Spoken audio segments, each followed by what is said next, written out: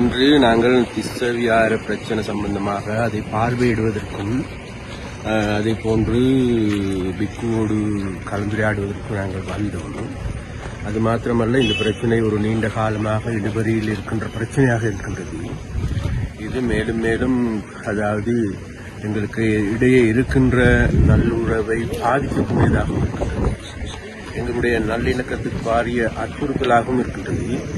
அதனால் எங்களுடைய அரசாங்கம் என்ற வகையில் நிச்சயமாக இந்த பிரச்சனை தீர்க்கப்பட வேண்டும். அதனால் இந்த தீர்க்கப்படுகின்ற போது இதற்கு நிச்சயமாக பேச்சுவார்த்தையினூடாகவே தான் இந்த பிரச்சனை தீர்க்க முடியும் என்று நாங்கள் நம்புகின்றோம். அதற்கு நாங்கள் கடந்த காலங்களில் பல்வேறு நடவடிக்கைகள் எடுத்து வந்திருக்கின்றோம். அதன் அடுத்த கட்டமாக இன்றைக்கு நாங்கள் பிக்குவோடு நாங்கள் பேசி, பேரரோடு பேசி எதிர்வரும் காலங்களில் கூடிய சீக்கிரத்தில் இந்த பிரச்சனைக்கு வைப்பதற்கும் காணிகளை விடுவிப்பதற்கும் நடவடிக்கை எடுப்பது சம்பந்தமாக இன்னைக்கு பேசிக் கொண்டிருந்தோம். இதை நாங்கள் எங்களுடைய அமைச்சர்களுக்கும் தெரிவித்து, ஜனாதிபதிக்கும் தெரிவித்து கூடிய சீக்கிரத்தில் இந்த பிரச்சனைக்கு முடிவு